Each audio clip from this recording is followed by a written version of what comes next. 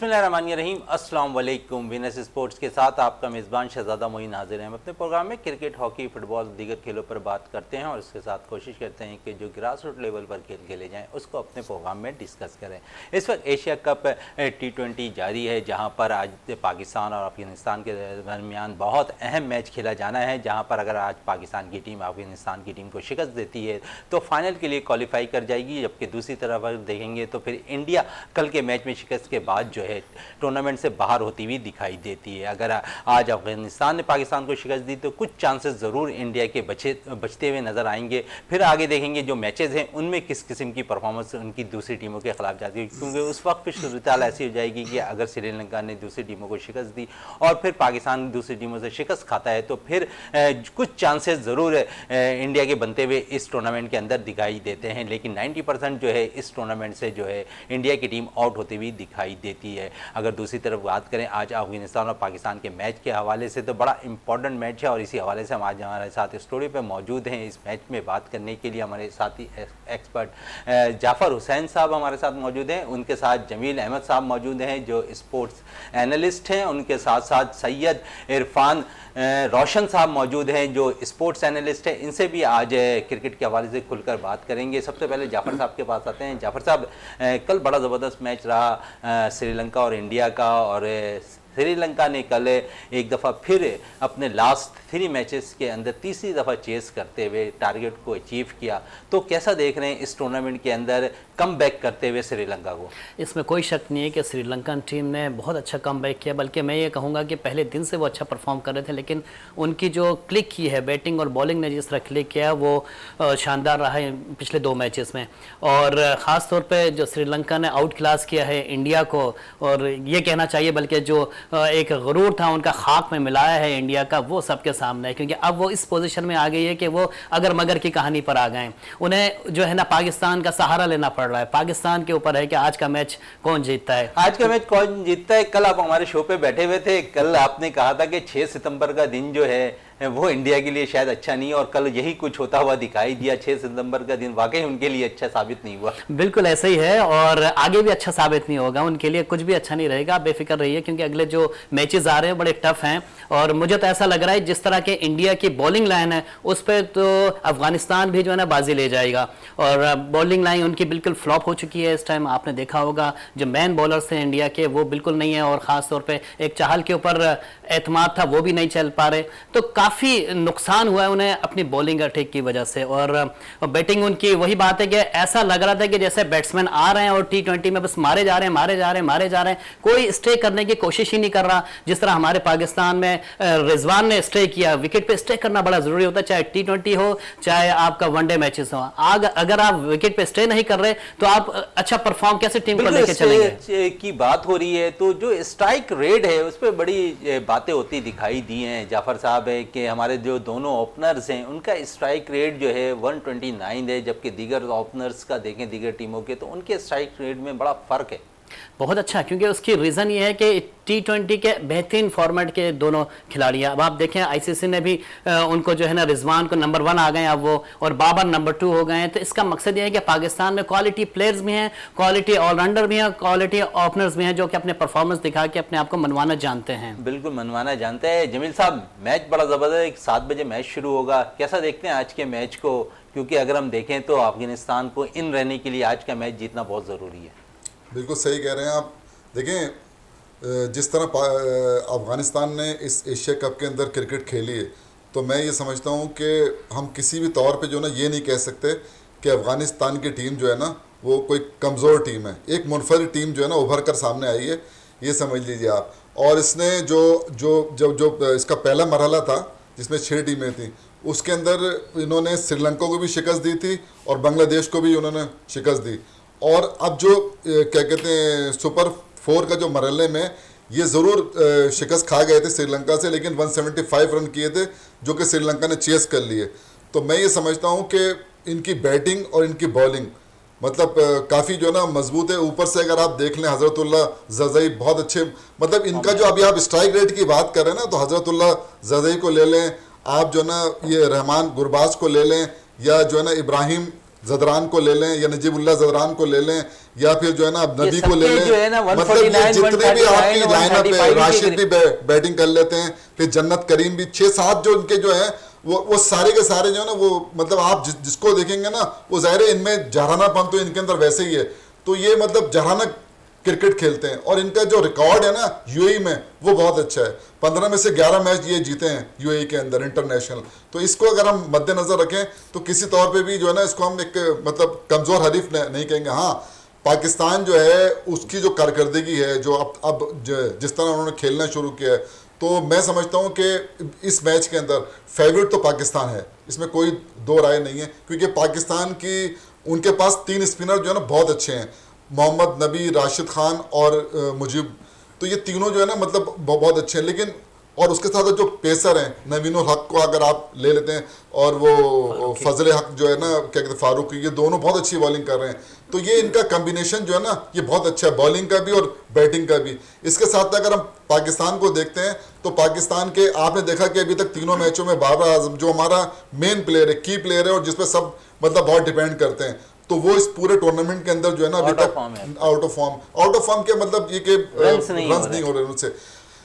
रिजवान जो है ना वो रेगुलर रन कर रहे हैं। जो आपने अभी सवाल किया था ना वो कि हमारा जो स्ट्राइक रेट है ओपनर्स का, बिल्कुल आपका सवाल तो सही है, लेकिन असल में हो ये रहा है कि हमने जो मैच जीता है वो 184 रन करके, तो हमने अपने जो आखिर के 10 ओवर हैं उसमें 105 रन बनाए।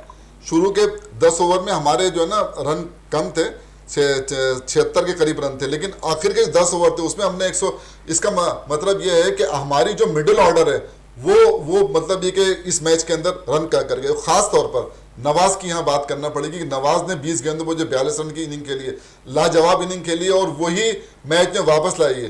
देखिए नवाज एक ऐसा प्लेयर है कि वो 8वें नंबर पे जाके ना बहुत कम उसके जो ना मतलब बैटिंग के चांस, तो अगर हम नवाज को और शादाब को प्रमोट करें, देखिए मैं आपको बताऊं, देखिए इस वक्त तो हम जीत रहे हैं। लेकिन जमील साहब ये T20 की हद तक तो समझ में आता है, वनडे में तो ये चीजें नहीं होती, वहां तो आपको परफेक्ट मिडिल ऑर्डर बैटर चाहिए। भाई बात तो यही है ना, हम यही तो कह रहे हैं, लेकिन जब आप तजर्बात करेंगे और नए नए लड़के लाके ऐसे लड़के के भाई अगर आपके पास शान मसूद मौजूद है, आपके पास जो है ना शुएब मलिक जैसा प्लेयर मौजूद है, आप ये नहीं देखें इस वक्त एशिया कप वनडे की जो क्रिकेट होती है वो बिल्कुल डिफरेंट क्रिकेट होती है, 50 ओवर की क्रिकेट होती है। मिडिल ऑर्डर में आपको 1-2 प्लेयर ऐसे चाहिए जो अगर ओपनर चले अब आउट भी हो जाए तो नीचे से इनिंग बिल्ड कर सके, तो ऐसे प्लेयर की ना हमारी टीम को तो जरूरत है। हम तो कह ही नहीं शुरू से T20 के अंदर 2 लड़कों के भी 3 लड़कों के अगर लग गए तो वो जो है मतलब मैच को निकाल देते हैं और सबकी खामियां जो है ना उसके अंदर दब जाते हैं, सबकी खामियां दूर होती नजर आती हैं। रोशन साहब क्या कहेंगे आप, 3 स्पिनर्स के साथ अगर आज के मैच में खेलती है अफगानिस्तान की टीम तो पाकिस्तान पे कितना दबाव होगा, क्योंकि पाकिस्तानी बैटर्स थोड़े से जो है स्पिनर्स से घबराते हुए नजर आते हैं और खासकर राशिद के सामने तो बहुत ज़्यादा वो घबराते हुए नजर आते हैं माजी में जितने मैचेस देखें तो। जी मोइन भाई, बात यह है कि इतना ज़्यादा फेस कर चुके हैं पाकिस्तानी बल्लेबाज पिछले मैचेस में अफगानियों को, तो आज के मैच में उन्हें बहुत ज़्यादा तैयारी के साथ आना चाहिए और बैटिंग पे हमें ये नहीं सोचना चाहिए कि बाबर आजम परफॉर्म नहीं कर रहा। माशाल्लाह हमारी टीम बहुत अच्छा खेल रही है, जीत रही है। किसी 1 या 2 प्लेयर से अच्छी बैटिंग हो जाती है तो स्कोर जो हमारे एक्सपेक्टेशन होता है वहाँ तक के पहुँच जाता है। मुझे जो कमज़ोरी थोड़ी सी नज़र आई है वो ये आई है कि जितनी एक्स्ट्राज दी थी लास्ट 2 मैचेस में पाकिस्तान ने, उस चीज़ को थोड़ा सा इन्हें तवज्जो देनी चाहिए। जैसे मोहम्मद हसनैन हो गए, नसीम शाह, हारिस रऊफ, ये मतलब बाउंसर के चक्कर में इस तरह की बॉलिंग करते हैं कि वो वाइड होके चौका हो जाती है, तो ये बहुत ज़्यादा एक तरह से टीम का नुकसान होता है। जब आप रन्स बनाने जाते हैं तो हमारे बैट्समैन के ऊपर इन चीज़ों की वजह से लोड आ जाता है। तो यही अगर हम अपनी गलतियों को कट डाउन करेंगे और लर्न करेंगे अपनी मिस्टेक से तो हम बहुत अच्छा हमारी टीम परफॉर्म कर सकती है। बाकी दूसरी चीज़ ये है कि जैसे पिछले मैच में नवाज़ को प्रमोट किया गया, तो हर मैच में मतलब ये नहीं है मतलब हमारी टीम सिलेक्शन वालों को कि ये सिर्फ नवाज के ऊपर डिपेंड करें, ऊपर के प्लेयर्स को चाहिए कि वो मैक्सिमम स्कोर करें और अच्छे स्ट्राइक रेट के साथ, क्योंकि अभी तक के अच्छा स्ट्राइक रेट जैसे दूसरी टीमों का देखने को मिलता है अनफॉर्चुनेटली पाकिस्तान की तरफ से देखने को नहीं मिला। और ये है कि बस आज के मैच बस मुझे तो उम्मीदें लग रही है कि पाकिस्तान की टीम से टॉस पर बहुत ज़्यादा हद तक के फैसला है। अच्छा, टॉस हो तो क्या करना चाहिए? पाकिस्तान टॉस जीतता है, देखिए पाकिस्तान अगर टॉस जीतता है तो बैटिंग ज़्यादा अच्छा ऑप्शन है, क्योंकि सेकंड बैटिंग में बॉल बहुत ज़्यादा वहाँ पे ग्रिप करके टर्न होता है, वो पाकिस्तान के लिए फिर बहुत ज़्यादा मुश्किल हो सकती है बाद में बैटिंग करना। और अफगानिस्तान का चेज़ का अगर आप रिकॉर्ड देखें तो बहुत अच्छा नहीं है, प्रेशर में बहुत जल्दी आ जाते हैं। उनके बाद नीचे अच्छे बैट्समैन हैं, नजीबुल्लाह ज़दरान है और एक दो हैं, लेकिन जितना एक्सपीरियंस पाकिस्तान के हिटर्स को है इतना एक्सपीरियंस उनके पास नहीं है। उनके टॉप ऑर्डर ज़्यादा अच्छा है हमसे, लेकिन हिटिंग में उनका जो लोअर ऑर्डर है वो इतना अच्छा नहीं है। पावर हमारी रेटिंग bowling की अच्छी है। बात करते हैं जाफर साहब, अगर हम पावर रेटिंग की बात करते हैं, हमारे जो नीचे नंबरों पे जो पावर रेटिंग करते नज़र आते हैं आसिफ अली, खुशदिल शाह और शादाब, तो समझते हैं कि आज के मैच में भी इनका रोल बड़ा इंपॉर्टेंट है। देखिए, इनका रोल तो इंपॉर्टेंट है, लेकिन नवाज़ ने वो कर दिखाया जो इनको करना चाहिए था। आसिफ ने भी कर दिखाया इंडिया के खिलाफ, आपको मालूम है।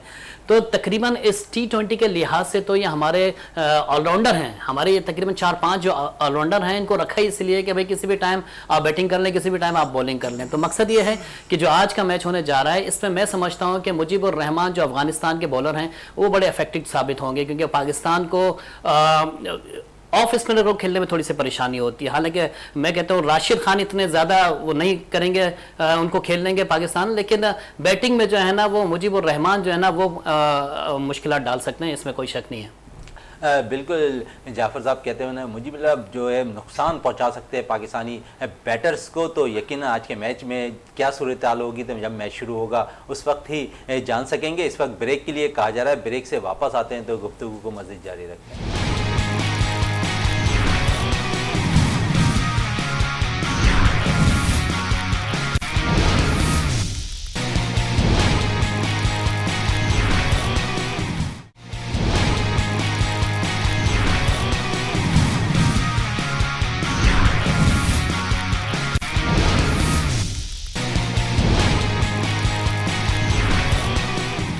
वक्फे से पहले बात हो रही थी स्पिन के हवाले से, और स्पिन ट्रैक अगर हम देखें तो इस विकेट पर थोड़ा सा बॉल घूमती हुई ज़रूर नज़र आती है। जाफ़र साहब के पास वापस आते हैं। जाफ़र साहब, जिस तरह आप स्पिनर्स की बात कर रहे थे, अगर हम देखें तो हमारी टीम के अंदर भी तकरीबन ही ऑलराउंडर स्पिनर्स हम खिलाते हुए नज़र आ रहे हैं। तो इस विकेट पर जहाँ पर मैचेज़ होने हैं वहाँ पर अगर सेकेंड टाइम कोई टीम बैटिंग कर रही हो तो उसको चेज़ में थोड़ी सी दुश्वारी होगी या बआसानी वो चेज़ करते दिखाई देंगे? देखिए, मैंने बात की थी कि मुजीबुर रहमान की सिर्फ एक बॉलर स्पिनर की बात की थी, मैंने पूरे टूर्नामेंट की बात नहीं की थी।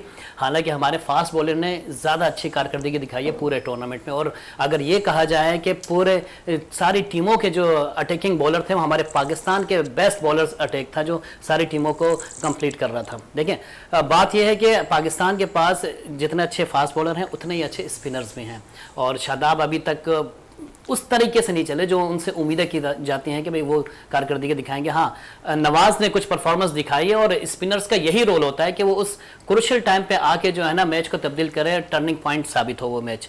तो अब आप इस मैच में देख लीजिएगा, जो मुझे लग रहा है वो मुकाबला ज़्यादातर जो है ना वो आपका बॉलिंग और बैट्समैन दोनों का होगा। बॉलर भी अच्छे हैं दोनों तरफ से और बैट्समैन भी अच्छे हैं, क्योंकि उमर गुल वहाँ की कोचिंग कर रहे हैं तो उनकी तरफ से वो जाहिर सी बात है वो अटैकिंग करवाएंगे।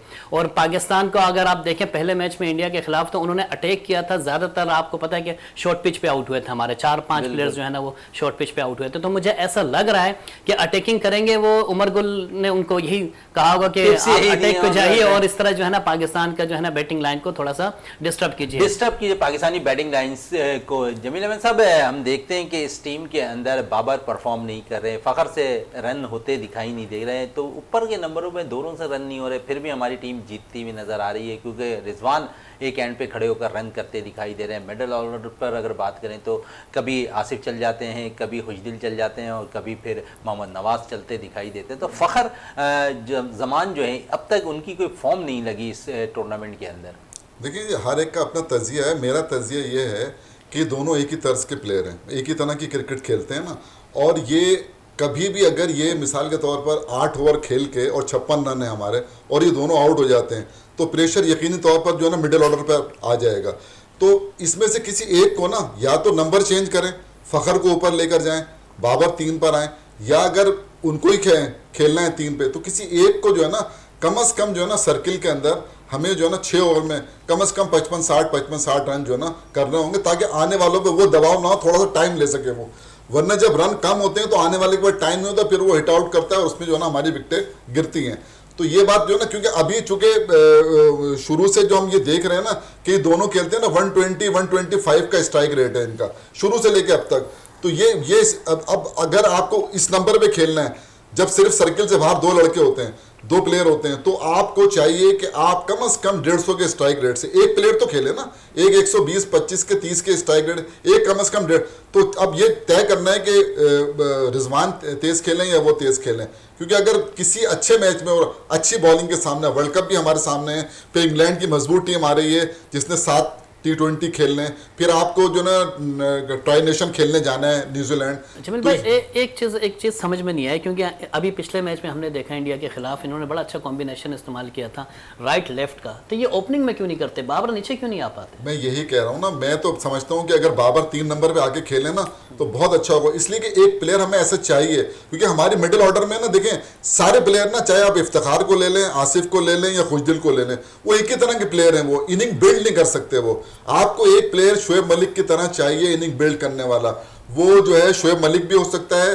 देखिए जो हम वर्ल्ड कप खेलने जा रहे हैं ना, तो माफ कीजिएगा ये जो मिडिल ऑर्डर है यहाँ पर अभी तक इन पे मैच नहीं आया है, नवाज ने आके आपको वो किया है ना, और आसिफ का कैच भी वो जो है ना, मेहरबानी है वो इंडियन जो पेसर की कि उसने कैच छोड़ दिया, वरना वो तो अगली गेंद पे वो आउट हो गए थे। वो इसी तरह के प्लेयर हैं, उन पे आप अगर हमारे ऊपर से वो गिर जाए और इनिंग को बिल्ड करना हो तो कोई प्लेयर आपके पास नहीं है ऐसा कि इनिंग बिल्ड, हमको एक प्लेयर शोएब मलिक जैसा, शोएब मलिक और ये जो क्या कहते हैं, ये जो क्या कहते हैं शान मसूद, इन दोनों को मिडिल ऑर्डर के अंदर आप जो ना खिलाएं।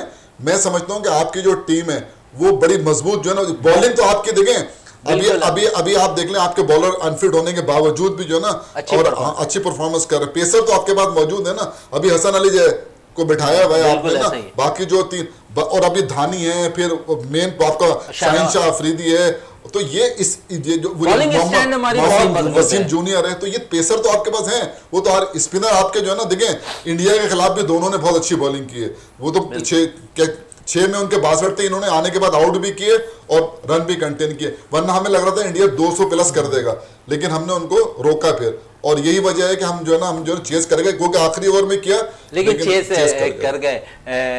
इरफान साहब क्या कहेंगे, आज की टीम में कोई तब्दीली होनी चाहिए या जो सेम टीम पिछले मैच में खेली थी उसी टीम को आज खिलाना चाहिए? देखिए तब्दीली तो इस वजह से नहीं करनी चाहिए क्योंकि ऑलरेडी पिछले मैचेस में सारे प्लेयर्स जो है पिच को काफ़ी हद तक के समझ चुके हैं। अगर तब्दीली करेंगे तो उससे हमारी टीम को नुकसान हो सकता है, क्योंकि हैदर अली है पीछे आपके बैटिंग में जो बहुत ज़्यादा एक्सपीरियंस नहीं है। फ़खर जमान तो परफॉर्म नहीं कर रहे ना। देखिए परफॉर्मेंस से कोई इतना ज़्यादा नहीं चलता, फ़खर ने आपको पहले कितने ज़्यादा मैचेस जितवाए भी है ना, हमें उस चीज़ को किसी भी दिन उसका बल्ला चल गया तो वो ऐसा प्लेयर है सिंगल हैंडेडली आपको मैच जितवा सकता है। और जो है दूसरा ये कि जैसे अभी इन्होंने बात बहुत अच्छी की कि किसी एक प्लेयर को नीचे आकर अपना मिडिल ऑर्डर को स्ट्रॉन्ग करना चाहिए, वो अभी तक के पीसीबी ने कोई अच्छे डिसीजन नहीं लिए उस चीज़ के ऊपर। बाकी दूसरा जो वर्ल्ड कप अभी आ रहा है तो उसके लिए इन्हें ये देखना होगा कि फ़खर जमान या तो फिर परफॉर्म करता है तो आप उसको रखें स्क्वाड में, नहीं करता है तो आपके शर्जील खान, शान मसूद और इस तरह के बहुत सारे अच्छे ऑप्शंस और भी हैं। बिल्कुल ऑप्शन बहुत ज़्यादा हैं। जाफर साहब मैच का टॉस हो गया है, कप्तान बाबर आजम ने टॉस जीता है, अब क्या समझते हैं? बॉलिंग का फैसला किया है कप्तान ने और अच्छा फैसला है, क्योंकि जितने मैचेस हुए इससे पहले भी और चेस में जो है ना वो कामयाबी मिली है। इवन आप देख लें श्रीलंका ने जिस तरह चेस किया है इंडियन टीम के बैटिंग को और उसको शिकस्त दी है, वो भी चेस पे ही कामयाबी मिली है। तो एक अच्छा फैसला है कप्तान की तरफ से, और अब यही देखना है कि जो टीम खेल रही है, और मुझे नहीं लगता कि कोई टीम में तब्दीली होगी, तब्दीली होनी भी नहीं चाहिए। अगर कोई एक आध अगर वो चाह रहे हैं कि चेंज हो तो मुझे नहीं लगता कि ऐसी कोई वो हो। अब वही बात है कि बाबर आजम ने फैसला तो कर लिया है, अब मैच है, मैच में क्या सिचुएशन होती है, किस तरीके से किस प्लानिंग के तहत जाते हैं, क्योंकि इंडिया के खिलाफ जो प्लानिंग की थी वो बहुत आउटस्टैंडिंग थी, बिल्कुल उन्होंने जो है ना एग्रेसिव खेल खेला था और बिल्कुल मौका नहीं दिया था। तो यहाँ पे एक एग्रेशन दिखाई देगा दोनों टीम की तरफ से। अब इस पे कैसे, आपको पता है कि जब एग्रेशन दोनों टीम की तरफ से होगा तो जो सीनियर्स होते हैं, जो तजर्बाकार होते हैं,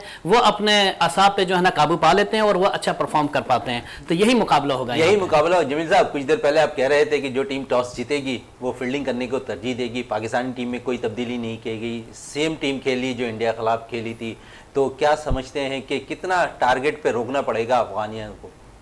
देखिए मैं समझता हूँ कि कम से कम जो टारगेट है ना, मतलब 150 के अंदर अगर हम रोकते हैं ना तो पाकिस्तान के लिए आसान होगा, क्योंकि उनकी बॉलिंग भी है ना तगड़ी बॉलिंग है, तो उसको मद्देनजर रखते हुए जितने कम रन पे अगर, क्योंकि देखें हम अच्छे चेजर तो कभी भी नहीं रहे, हम फंसते हैं ना, मतलब जब चेज करने जाते हैं ना, तो इंडिया के खिलाफ भी जो आके इनिंग उसने खेली नवाज ने, तो हम उसको चेज कर गए। लेकिन ये है कि अगर हम ज़्यादा रन करा देंगे 170 180 तो पाकिस्तान के लिए मुश्किलात होंगी। कोशिश करना चाहिए कि कम से कम 140 150 तक जो है ना उनको मतलब रोकें, ताकि पाकिस्तान जो है वो आसानी से चेस कर सके। बिल्कुल, पाकिस्तान आसानी से चेस कर सके। इरफान साहब, पाकिस्तानी टीम ने टॉस जीतकर फील्डिंग करने का फैसला किया। दोनों ओपनर अफगानिस्तान के बड़े ज़बरदस्त है, बैटर्स हैं, अच्छी परफॉर्म करते हुए आ रहे हैं पूरे टूर्नामेंट्स के अंदर। तो समझते हैं कि पाकिस्तानी बॉलर्स को जो खासकर अगर देखें तो नसीम शाह बड़ी अच्छी फॉर्म में है, तो इन्हें रोकना पड़ेगा इनकी फॉर्म को। बस अपनी लाइन और लेंथ अच्छी रखें बॉलर्स, और विकेट लेने के ऊपर जाएं। अगर सर्कल के अंदर उनकी 2 से 3 विकेटें गिर जाती हैं तो जाहिर बात है पाकिस्तान का अपर हैंड हो जाएगा काफ़ी हद तक के। और दूसरा ये है कि बाबर आजम को एक चीज़ और सोचनी होगी कि अगर बॉल टर्न कर रहा होगा तो उन्होंने अभी तक के इस पूरे टूर्नामेंट में कोई थर्ड स्पिनर यूज़ नहीं किया। जैसे आपके पास खुशदिल शाह भी एक अच्छा ऑप्शन है और एक इफ्तिखार भी है, लेकिन एक दफ़ा उनको एटलीस्ट ट्राई करना चाहिए। और अगर नहीं करेंगे तो उनको आगे एंड के ओवर्स में कोई प्रॉब्लम आ सकती है। प्रॉब्लम आ सकती है। जाफर साहब, प्रॉब्लम्स की बात हो रही है, जिस तरह इरफान साहब कह रहे हैं कि हमने थर्ड स्पिनर्स के तौर पर किसी को आजमाया नहीं है, तो समझते हैं कि इस मैच के अंदर जहां पर आप फंसते हुए दिखाई दें अगर बैटर्स, क्योंकि अगर हम देखें कि अफगानिस्तान की बैटिंग काफ़ी अच्छी है, अच्छा परफॉर्म भी करते हुए आ रही है, तो थर्ड स्पिनर्स को इस्तेमाल करना चाहिए। बिल्कुल करना चाहिए, क्योंकि लेकिन मौका ऐसा सिचुएशन देखनी पड़ती है। और इस अहम मैच में जो है ना आप तजर्बात नहीं कर सकते। इस तजर्बा करने का मकसद ये है कि आप लूज़ कर जाएंगे। तो बेहतर ये है कि जिस अटैक से आप जा रहे हैं उसी अटैक को आप रखें, और बजाय कि आप जो है ना इस चीज़ पे जाएं कि हमने किसी तीसरे को खिलाना है। क्योंकि मैंने आपसे पहले भी कहा था कि बाबर की कप्तानी जो है ना वो क्लिक नहीं कर पा रही या वो चीज़ दिखाई नहीं दे रही। लेकिन जिस तरह पिछला मैच खेला, उन्होंने कॉम्बिनेशन चेंज किया, उन्होंने बॉलिंग बड़ी अच्छी करवाई, और ख़ास तौर पे जिस मौके पे हारिस को लाना था उसको हारिस को लाए, जिस मौके पे नवाज को लाना था नवाज को लाए। यहाँ शादाब को उन्होंने खिलाया कि जब उनके स्कोर बन रहे थे, जब वो अटैक कर रहे थे, वो फौरन हसनैन को लेकर आ गए और बड़ी क्रुशियल विकेट भी हासिल की। तो इस मौके पे जिस तरह उन्होंने प्लानिंग की है कि मैच को दौरान बॉलर को आजमाया है, बैट्समैनों को आजमाया है, तो ये एक कप्तानी नजर आया है। बिल्कुल यही मेरा कहने का मकसद है। नवाज ने काम करके दिखाया। तो आज भी कोई जहन में बाबर आजम के होगा जमील साहब कि अगर बड़ा स्कोर करने में कामयाब हो जाती है अफगानिस्तान की टीम, तो हमारे पास शादाब भी हैं, नवाज भी है, खुशदिल शाह भी हैं, आसिफ अली भी हैं, तो समझते हैं कि ऐसे ही में ऊपर प्रमोट किया जाए किसी को। सिचुएशन पे डिपेंड करता है कि सूरत हाल क्या होती है ना। अगर तो सूरत हाल नॉर्मल है, अगर ज़्यादा वो हो जाता है तो देखें आपके पास शादाब भी है, आपके पास नवाज भी है, खुशदिल शाह भी है, समझे ना। अच्छा, सबसे अहम बात यह है कि जो नवाज है ना वो टाइम नहीं लेता, जबकि जो दूसरे जो प्लेयर है ना, चाहे खुशदिल शाह हो या दूसरे, तो वो थोड़ा सा टाइम लेते हैं ना। ये आके जो है ना ये टाइम लेता, जो आपने देखा ना आते ही इसने जो है ना मतलब रन बनाना शुरू कर दिए। तो इसके अंदर जो है ना हम इतना टाइम जो है ना मतलब ये कि नहीं होता हमारे पास कि हम जो है ना आके विकेट पे स्टे करें और जो है ना फिर इनिंग बिल्ड करें। तो इसलिए जो है ना हमें जो भी ये जितने भी प्लेयर हैं, 5 प्लेयर आपके, ये सारे के सारे एक ही तरह की क्रिकेट खेलते हैं। इफ्तिखार, खुशदिल शाह, आसिफ, शादाब और नवाज, ये 5 आपके जो है ना ये एक ही तरह की क्रिकेट खेलते हैं। अगर देखें, अगर 180 रन होंगे तो ये उसी तरह खेलेंगे, और अगर 150 रन होंगे तो उसी तरह खेलेंगे। लेकिन चूंकि जो एक वो बना हुआ है कि जो टॉस जीतेगा वो क्या कहते हैं फील्डिंग करेगा, तो यही कुछ पाकिस्तान ने भी किया है। लेकिन अब देखते हैं, क्योंकि ड्यू एक इनिंग, अच्छी इनिंग बाबर के ऊपर, तो आज बाबर वो इनिंग खेल गए। बाबर के हवाले से इरफान साहब से बात करते हैं। इरफान साहब, 3 मैचेस हो गए, बाबर रन नहीं कर पा रहे, तो समझते हैं कि आज के मैच में बड़ी ज़रूरत है उनकी, क्योंकि बड़ा मैच है पाकिस्तान के लिए। ठीक है, माशाल्लाह Babar Azam world class batsman है, और जो वर्ल्ड क्लास बैट्समैन होता है वो हमेशा वर्ल्ड क्लास ही रहता है। और इंशाल्लाह ताला देखें 2-3 मैचेस पिछले जो होगा आप उसको भूल जाएं, इंशाल्लाह मेरा दिल तो कहता है कि काफ़ी अच्छा परफॉर्म करेंगे। और अगर बाबर आजम का बल्ला आज चल गया तो बाद में फिर नौबत नहीं आएगी नीचे के बैट्समैन की बैटिंग। फ़खर जमान भी रन नहीं कर रहे हैं, क्या कहेंगे इसमें? फ़खर जमान रन नहीं कर रहे, बस मुझे लगता है कि उनका जो बैटिंग ऑर्डर चेंज हुआ है ना, वो उनके माइंड थोड़ा सा उसकी वजह से डाइवर्ट हो गया है। तो ये पीसीबी को चाहिए, उनको नेक्स्ट जो भी टूर्नामेंट हो अगर वो खेलेंगे तो उनको एज एन ओपनर खिलाकर बाबर आजम को 1 डाउन खिलाया जाए।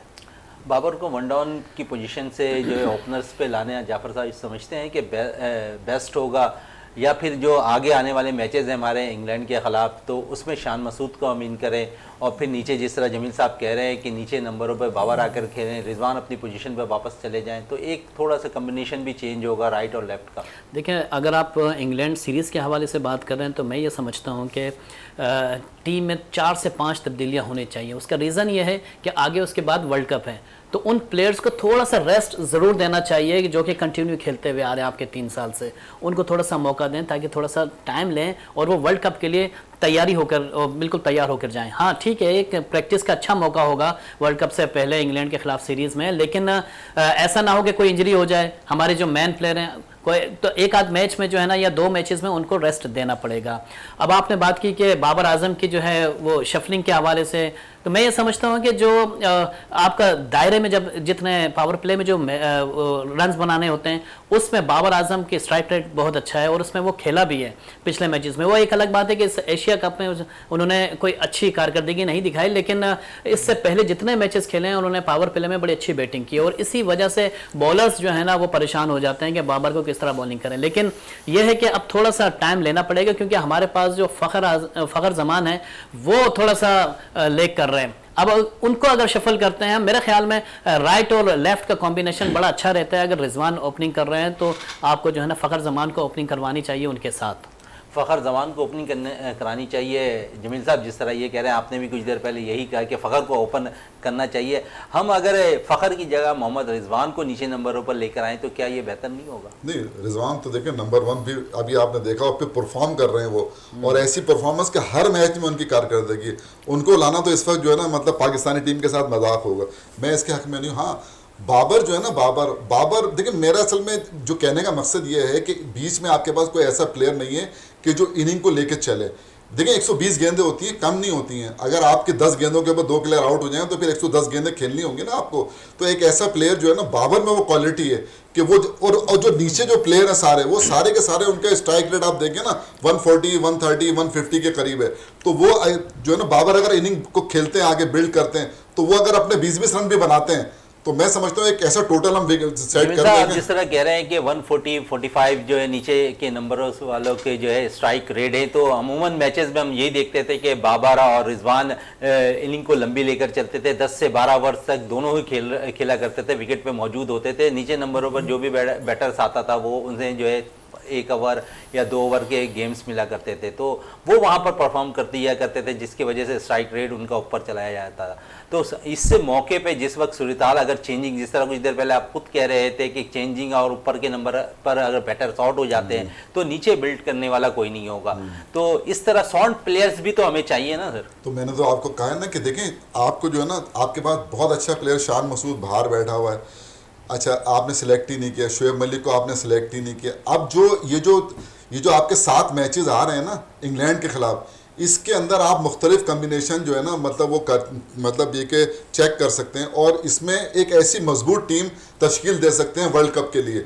अगर आपने ये सोच लिया कि इन्हीं को आपने खिलाना है, तो मैं नहीं समझता कि वर्ल्ड कप के जाके ना, मतलब ये जो मिडल ऑर्डर है, इसको हम किसी भी तरह से कोई मजबूत मिडल ऑर्डर जो है ना नहीं कहेंगे। एक आध लड़का रन कर देखें, अभी एक मैच में हांगकांग के खिलाफ सिर्फ खुशदिल शाह ने 35 रन बनाए 15 गेंदों पे, 5 छक्के मारे ना, और किसी टीम के खिलाफ तो अभी तक उनकी आसिफ ने जो 16 रन बनाए 8 गेंदों के ऊपर, ये भी उसका कैच गिरा तो उसने 16 रन बनाए ना। इफ्तिखार ने एक मैच में 28 रन बनाए। तो इसको हम किसी भी तौर पर ना मजबूत मतलब मिडल ऑर्डर नहीं कह सकते। तो आपको वो जैसे शोएब मलिक है, जो जैसी सिचुएशन होती है वो वैसा खेलता है। वो 23 साल का उसका तजर्बा है। और जिस तरह का जो क्रिकेट इस वक्त जो है ना, ये जो डोमेस्टिक आपकी हो रही है ना, इसमें भी शान मसूद को देख लें आप, यहाँ भी वो कर रहा है, परफॉर्म कर रहा है। तो मैं ये समझता हूँ कि देखिए, इसमें आपने जो टीम खिलानी है खिलाएं, लेकिन आप जो आपके पास अच्छे प्लेयर मौजूद हैं, आप कम से कम उनको चांस तो देना। एक बेंच के ऊपर आपके पास मजबूत तो लोग प्लेयर हो ना, बैठे बेंच तो मजबूत हो आपकी, कि अगर कोई प्लेयर अनफिट होता है, ये होता है। अब शाहीन शाह अफरीदी का नेमुल बदल आपके पास नहीं है, बाबर आजम का आपके पास नेमुल बदल नहीं है, ये तो आपके बिल्कुल नसीम शाह ने कुछ थोड़ी परफॉर्मेंस दिखा दी, तो इस बेस पे थोड़ा सा वो भी एशियन विकेटों पर नजर आ रहा है। अगर हम दूसरे यूरोप के विकेटों पर जाएंगे तो वहां थोड़ी सी बॉल स्विंग भी हो रही है, वहां थोड़ी सी आपका जो डोमेस्टिक हो रहा है इसको चेक कर लें आप जो है ना, डोमेस्टिक से आपके पास प्लेयर नहीं आ रहा, डोमेस्टिक में प्लेयर ही नहीं है आपके पास, तभी तो घुमा फिरा के आपको इन्हीं को लाना पड़ रहा है। आप मुझे बताएं ना, आपने जो है ना खुजदिल शाह को ड्रॉप करके फिर वापस लेकर आए हैं, इफ्तिखार को ड्रॉप करके फिर वापस लेकर आए हैं, आसिफ को ड्रॉप करके फिर वापस लेकर आए हैं। मतलब अब क्या करेंगे आप ये वो जो क्या कहते हैं एक वो रह गया ना हारिस सोहेल को ले आएंगे या हुसैन तलत को ले आएंगे, यही मतलब लड़के ना बेंच पे बैठे हैं। यही आपके पास जो ना आपके पास जो नए जो एक होता है ना प्लेयर आना, पहले आपको अंडर 19 से प्लेयर मिलते थे, पाकिस्तान ए से प्लेयर मिलते थे ना, आपको अंडर 19 से प्लेयर मिल रहा है और ना पाकिस्तान ए से प्लेयर मिल रहा है। डोमेस्टिक आपके जो ना ये नहीं दे रही, तो ये प्लेयर आएगा कहां से? असल में प्लेयर नहीं, ये जो है ना इस वक्त हम सिर्फ जो है ना जिसे कहते हैं ना खुद फहमी का शिकार हैं। देखिए ये जीत है ना, जीत इसकी वजह से, लेकिन लॉन्ग टर्म अगर आप देखते हैं, लॉन्ग टर्म आपके पास जो है ना वो प्लेयर नहीं है कि जो सर्व कर सके मुल्क को और जो लंबी क्रिकेट खेल सके। बिल्कुल लंबी क्रिकेट खेल सके, इस पे मजीद भी बात करेंगे। जमील साहब, आज के मैच के हवाले से इरफान साहब समझते हैं कि अफगानिस्तान जो है पाकिस्तानी जो बैटर्स है उसको काबू करते हुए दिखाई देगा अगर वो कम रन पर भी जाते हैं? देखिए ये तो पाकिस्तानी बैटर्स के ऊपर बहुत ज़्यादा डिपेंड करता है और हमें इतनी ज़्यादा बातें करने की नौबत नहीं आती है अगर पाकिस्तान की टीम ने सबके नंबर्स बहुत अच्छे सेट किए होते हैं। लेकिन अब यह है कि जो अगली जो सीरीज़, इन्होंने बात बहुत अच्छी की, जो अगली जो सीरीज़ आने वाली है ना उसके अंदर हमें नए चेहरों को बहुत ज़्यादा तरजीह देनी पड़ेगी और ख़ास तौर पे ऐसे प्लेयर्स को जिन्होंने मेरिट के ऊपर ओवरसीज़ में जाके परफॉर्म किया, जैसे शान मसूद की अभी ये बात कर रहे थे, उनका तो रिकॉर्ड ओवरऑल देखें, जितने प्लेयर्स अभी एट अ टाइम हमारी टीम में खेल रहे हैं उनसे बहुत अच्छा रिकॉर्ड तो शान मसूद का है। फिर पीसीबी ने उन्हें क्यों इग्नोर किया? शर्जील खान की अगर आप बात करते हैं, जो उनका स्ट्राइक रेट है और जो उनकी परफॉर्मेंस है करंट गोइंग, तो वो इन सब से अभी बहुत ज़्यादा बेहतर है। तो आप अच्छे प्लेयर्स को जब पीसीबी वाले खुद इग्नोर करेंगे तो नया टैलेंट तो फिर सामने आएगा ही नहीं, फिर तो ये चलता रहेगा यार इसको खिला लो उसको खिला लो। तो ये पीसीबी को थोड़ा सा माइंड अपना चेंज करना पड़ेगा और मेरिट के ऊपर जिसने अच्छा परफॉर्म किया है उसको फिर चांस देना पड़ेगा, क्योंकि यही वो प्लेयर्स होंगे जो आगे जाके आपको मैच जितवाएंगे और जैसे माजी में जो है जितवाते आए ना। और शर्जील खान का ओवरऑल रिकॉर्ड अगर आप देखें तो इन सब फ़खर जमान वगैरह से काफ़ी ज़्यादा अच्छा है, वो इग्नोर हुआ है बहुत लंबे टाइम से। थोड़ी देर पहले नौजवान क्रिकेटर्स की बात हो रही थी जमील साहब, तो इंग्लैंड सीरीज़ होने वाली है, तो समझते हैं हमारे पास बैटर्स तो घूम फिर के वही नज़र आ रहे हैं, लेकिन अगर बॉलर्स की बात करें तो हमारे पास कुछ ऑप्शन ज़रूर हैं। मीर हमज़ा की सूरत में हमारे पास लेफ्ट आर्म अच्छा फास्ट बॉलर मौजूद है। समझते हैं कि इंग्लैंड की सीरीज़ अगर हो रही है तो उसमें भरपूर तौर पर तो मीर हमज़ा को मौका दिया जाए और शाहिनशाह आफरीदी जिस तरह अभी रेस्ट करते दिखाई दे रहे हैं वो रेस्ट करते ही दिखाई दें। देखिए मैं आपको बताऊं, मीर हमज़ा ऐसी फॉर्म में है कि उसको आप आंख बंद करके खिला दें। इस वक्त जो है ना जो उसकी फॉर्म है और जिस तरह T20 में वो बॉलिंग कर रहा है, PSL के जो 4 मैचों में उसने बॉलिंग की है वो सब ने देखी है ना, तो मैं ये समझता हूँ कि आपके पास एक ऑप्शन मौजूद है। मुझे तो हैरत है, मुझे हैरान हूँ कि मतलब उसको क्यों मौके नहीं मिल रहे हैं, क्योंकि वो देखें डेथ ओवर में बहुत ज़बरदस्त बॉलिंग कर रहा है और नए गेंद से भी बहुत ज़बरदस्त। तो ऐसे जो बॉलर की हमें जो है ना मतलब ये कि ज़रूरत है। तो अगर इंग्लैंड की सीरीज़ में हम अगर एक चांस लेते हैं और मीर हमज़ा को हम खिलाते हैं, भाई आपका जिसको आप हफीज़ का नैमुल बदल कहते हैं कासिम अकरम, वो किधर है? उसको भी तो ला के मतलब खिलाए ना। फिर कामरान गुलाम जो है जो डोमेस्टिक के पैदावार हैं वो कहाँ हैं, उनको ला के खिलाएं। तो मतलब अच्छा वो T20 का एक अच्छा प्लेयर है, मतलब लेफ्ट आर्म बॉलिंग भी कर लेता है, राइट हैंड बैटिंग भी कर, तो आपके ऑप्शन हैं, लेकिन आप खिलाएं तो फिर बात बनेगी ना।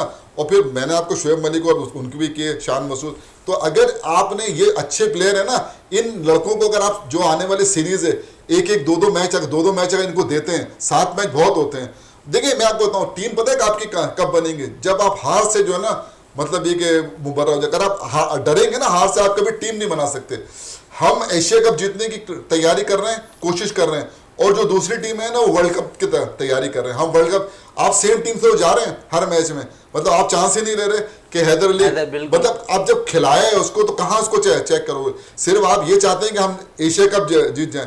भाई एक आध मैच के अंदर उसको भी खेला गया, मतलब आपने हांगकांग जैसी टीम के खिलाफ भी उसको मौका नहीं दिया, मतलब तो कहाँ लेंगे आप चांस? फिर अच्छा जो मिसाल के तौर पर अगर वो आपके पास बैठा हुआ है, क्या कहते हैं, उस्मान कादरी बैठा हुआ है, तो उसको भी आप उसमें देखिए हांगकांग के खिलाफ तो 2-3 चेंज कर सकते थे ना खिला के, और मतलब ये कि फिर आप अपनी असल उस पर आए थे स्ट्रेंथ पे, लेकिन आपने नहीं किया। असल में डरे हुए बहुत हैं कि अगर हांगकांग से जैसे वहां होता है नेदरलैंड के अंदर, जीत तो गए ये नेदरलैंड में, लेकिन आपने देखा ना किस तरह जीते हैं, मतलब 16 रन से जीत गए। दो वनडे तो बिल्कुल ऐसे चले गए थे कि मतलब सांसें जो ना रुक गई थी। तो ये, और वो 13वें नंबर की टीम है नेदरलैंड, मतलब अगर आप जो है मतलब ऐसे क्रिकेट मतलब खेलेंगे तो मैं नहीं समझता कि जो दिलेरों के खेलना पड़ेगा, आपको दिलेरी से खेलना पड़ेगा और आपको चांस लेना पड़ेगा।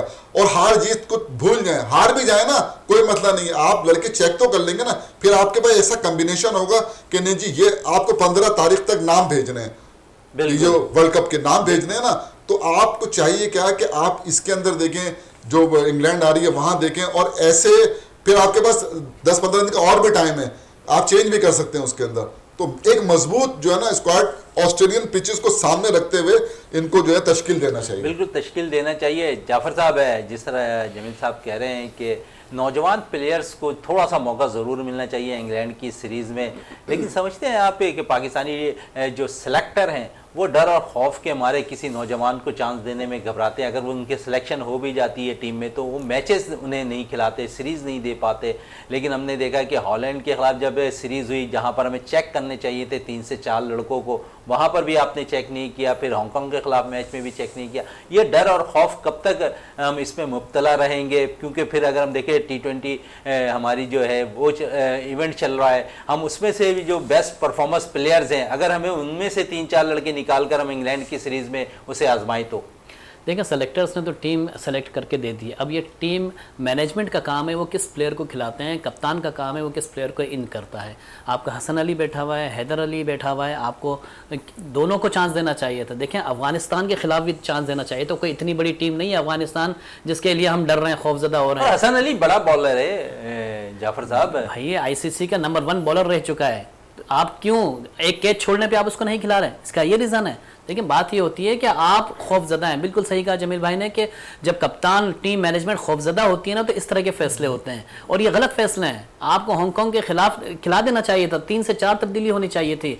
आपने इसी वजह से नहीं खिलाया कि हम कहीं आउट ना हो जाएं या कहीं हम थक ना जाएं, या कोई वजह जो भी रीज़न है। लेकिन अब जो T20 चल रहा है मैं उसके भी खिलाफ है। उसमें देखें आप उसमें सोहेल तनवीर को खिला रहे हैं, अब वो किस काम का है? मुझे बताएं कि आप सेलेक्ट करेंगे उसको? जमील भाई मेरी बात से इत्तेफाक करेंगे, आपके वो खिलाड़ी खेल रहे हैं जिनका कोई मुस्तकबिल नहीं है, लेकिन वो खेल रहे हैं T20। अगर आपने यही सिलेक्शन का क्राइटेरिया बनाया हुआ है कि हमने T20 से लेना है, तो आप उन प्लेयर्स को खिलाइए ना जो नौजवान हैं, जो कि अपकमिंग है। आपके बहुत सारे ऐसे खिलाड़ी हैं जो कि अंडर 19 वर्ल्ड कप खेल चुके हैं और आज वो बाइकियां चला रहे हैं, आप उनको मौका देना, क्यों नहीं खिला रहे आप उनको?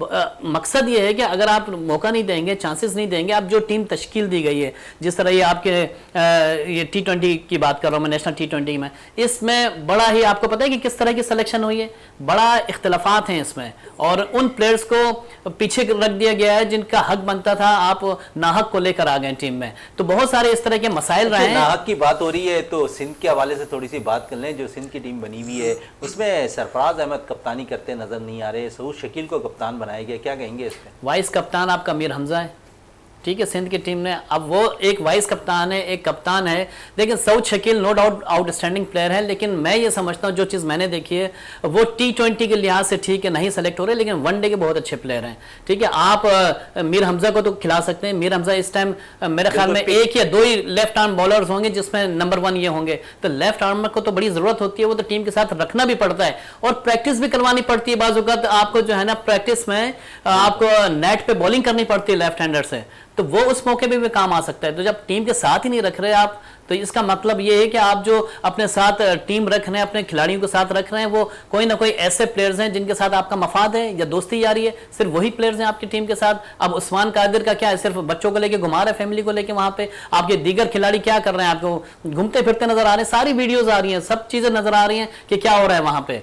लेकिन कहने का मकसद ये है कि ठीक है परफॉर्म कर रही है टीम, अब हम इसको ये ना समझे कि एशिया कप में हमने बहुत आउटस्टैंडिंग परफॉर्मेंस दे दी है। देखें हमने इंडिया के खिलाफ बहुत अच्छी परफॉर्मेंस दी है, लेकिन इंडिया की भी कोई प्लानिंग होगी, उन्होंने अपने प्लेयर्स को बचाया होगा जो वर्ल्ड कप में वो इस्तेमाल करेंगे। तो बहुत सारी चीजें ऐसी होती हैं। कप्तानी के हवाले से पूछा था जाफर साहब, सिंध की कप्तानी के हवाले से सरफराज अहमद कप्तानी करते नहीं दिखाई दे रहे, सऊद शकील को जो है कप्तान बनाया गया।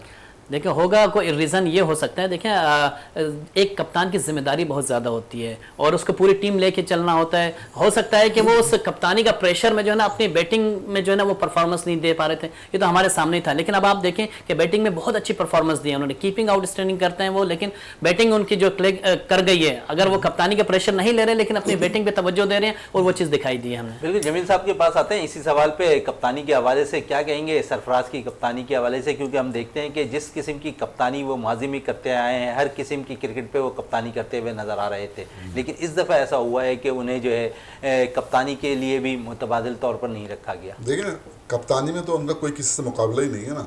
आपको 2006 के अंदर T20 का वर्ल्ड कप उन्होंने जितवाया, 2017 के अंदर ICC चैम्पियंस ट्रॉफी जितवाई उन्होंने, और फिर जो जहाँ जहाँ वो खेले, PIA से खेले, KLT मुख्तलिफ जगहों से खेले, कप्तानी की उन्होंने, क्लब से भी कप्तानी करते हैं। तो वो तो मैं तो उनको बाय बर्थ कप्तान कहता हूँ, तो सरफराज को असल में कोई ना कोई ऐसी वजह होगी या सरफराज ने खुद मना किया होगा कि मैं इस टूर्नामेंट में कप्तानी नहीं करना चाहता। हो सकता है कोई ऐसा रीज़न हो, या होता है कि और कोई रीज़न हो, लेकिन ये है कि वो मतलब उससे कप्तानी के अलावा उसका कोई मुकाबला नहीं है। मतलब यही नहीं, दूसरी कोई और टीमों के अंदर भी उस लेवल का कप्तान जो है ना नज़र नहीं आता। तो मेरी ज़ाती राय ये है कि शायद सरफराज ने खुद मना किया हो, तो उन्होंने किसी दूसरे को, मतलब जैसे सऊद शकील को कप्तान बनाया, तो ये वजह हो सकती है। और उसके अलावा कोई जमील भाई क्या ऐसा हो सकता है कि वो कोयटा ग्लेडिएटर से भी वो कहेंगे मुझे कप्तानी नहीं करनी है, ऐसा मौका आ सकता है क्या? नहीं, वो तो फिर मालकान पे डिपेंड करता है। मालकान जो है ना, जो फ्रेंचाइज होता है ना, वो उनकी वो होती है, सवाबदीद होती है कि किसको बनाते हैं। सवाबदीद में नदीम उमर ने कह दिया तायात तक ये कोटा ग्लेडिएटर्स के कप्तान रहेंगे। हाँ, कह दिया उन्होंने। अब अगर उन्होंने कह दिया तो फिर वो रहेंगे, लेकिन अभी चूंकि मैं एक जो उस पर देख रहा था, तो शायद मेरा ख्याल है कुछ एक चैनल पे मैं जो है ना मैंने देखा कि वो शायद थोड़ा सा उसमें उनके जो बयान था उसमें कुछ तब्दीली आई है। तब्दीली आई है। इरफान साहब, आज का मैच शुरू होने वाला है, क्या कहेंगे आज के मैच पे? किस हद तक अब पाकिस्तानी बैटर्स को जो है रोकना पड़ेगा, खासकर आज के मैच में? देखिए, आज के मैच में अगर पाकिस्तान बॉलर्स सर्कल में विकेटें ले लेते हैं 2 से 3 विकेट्स, तो सामने टीम के ऊपर प्रेशर आ जाएगा।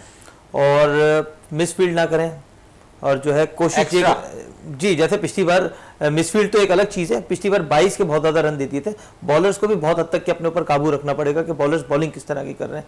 और जब स्पिनर्स का टाइम आएगा तो स्पिनर्स से मुझे बहुत ज़्यादा उम्मीद है कि स्पिनर्स तो हमारे फास्ट बॉलर से ज़्यादा अच्छे अभी तक परफॉर्म करते दिखाई दिए हैं और उनसे ज़्यादा अच्छा परफॉर्म करेंगे। जमील साहब, कितने स्कोर पर रोकना चाहिए आज हमें? मेरा ख्याल है कि 150 के अंदर जो है ना वो रोकना चाहिए, और उससे ज़्यादा अगर कर गए ना तो पाकिस्तान के लिए चेस करना मुश्किल होगा। इसलिए कि भारत उनकी बॉलिंग जो है ना, ख़ासतौर पे स्पिनर्स उनके बहुत अच्छे हैं, और वो जो उनका माजी का रिकॉर्ड है पाकिस्तान के खिलाफ, तो वो बहुत अच्छा है। मतलब हाँ, सारे मैच जो मैंने देखे हैं ना वो उनके अच्छे हुए हैं। वर्ल्ड कप में देख लें आप उठा के।